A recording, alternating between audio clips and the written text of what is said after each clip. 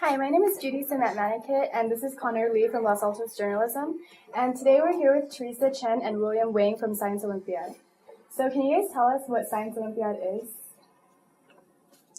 Science Olympiad is basically a club where we go to a competition sometime in February, and we prepare all kinds of scientific events, and we study, there's two different kinds of events. There's usually academic and building.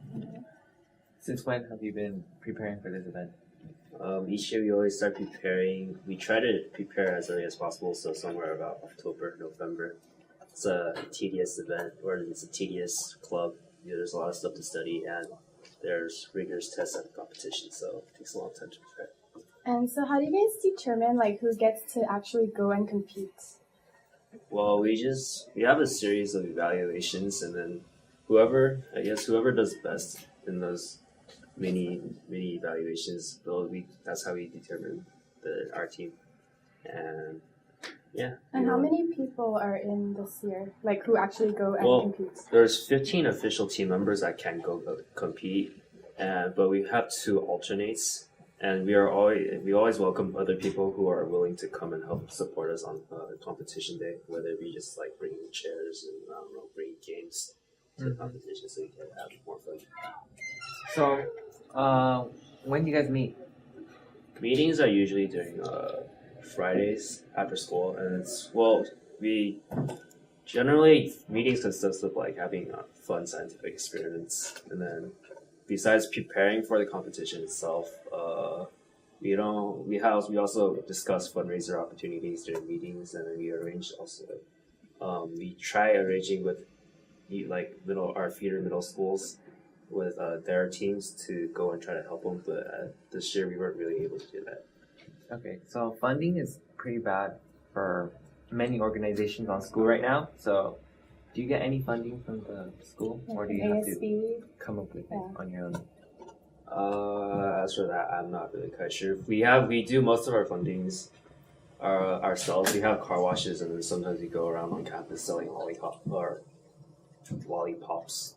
And we do have some sponsors who donate money to give us t-shirts and stuff. Yeah, as for for the past few years, we've had this anonymous sponsor who's been paying our registration fees. Oh, that's good. Yeah, that's good. And what if do you have to be good in science to join? Because I know some people want to join, but they're not really science material. Well, we welcome anybody who has a genuine interest in science. They don't have to be particularly good at it. I mean, we don't go through their academic grades and scour through who has good grades in science or who doesn't. As long as they are willing to work with us and willing to participate, we'll welcome them to join us. So you guys actually teach them when they come in? Science Olympiad is more of a self-discovery club where you find out what you're interested in and you go for it yourself. We can teach. Our teachers are willing to help and offer assistance to the students, but mostly the student has to take initiative. And also, to add on to that, it's also very good because Science Olympiad has a variety of events. So usually you have that option of choosing which events you're better at, and not all of the events are completely scientifically oriented. For some, it's building events, and then others that are Reddit Duo, where you are paired up with a partner, and then you have something to write about, and it's not really scientifically oriented. So I've come to understand Science Olympiad is a experiment-oriented event, and can you elaborate on that? Well, so Science Olympiad is pretty much broken down into this. There are academic events, and there are also building events where you construct devices to do whatever parameters that the judges want you to do. And then, so you have that aside, and then you have your academic events, and those are broken down into further categories, for example, earth science, and you got your physical sciences, or your physics and chemistry, and also your life sciences.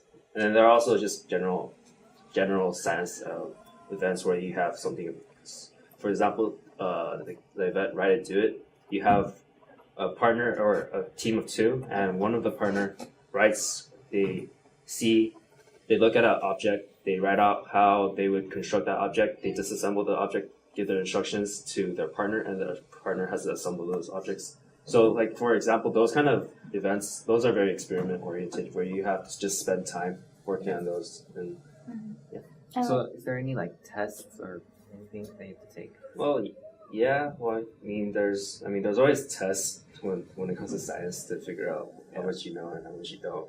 But mainly for people who like science, the test that's not a very big obstacle. And how many people medaled this year from your competition?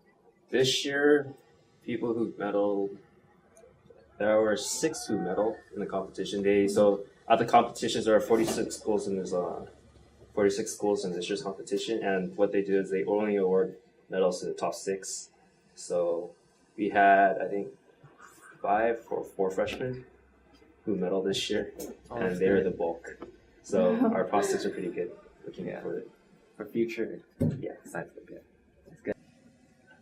So let's go to our last question. What have you gained from participating in Science Olympiad that you can use on in And the like, how future? have you guys like grown as like a person? You know, from like you've been here since freshman year, and you've like been in this club throughout all high school, your high school years. So like, what have you learned from this, and just your experience that you've gained?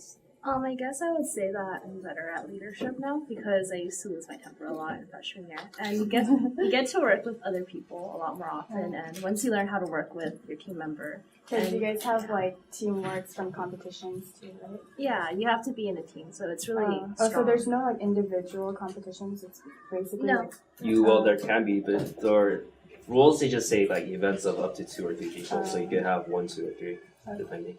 Yeah, and I guess that you learn the consequences of what you do because you go to these competitions and you can feel the competition. It's really strong. And schools like Arcadia and North Hollywood, they study like constantly, and you learn that if you don't study, you're just not going to get anything. All right, thank you. Okay, so we've learned a lot about Science Olympiad today. Make sure you join Science Olympiad next year in September. And if you guys have any questions, you guys can always come up to them. This is William Wing and Trista Chen, and they'll answer any questions you guys have. Thank you. Thank you. Thank you.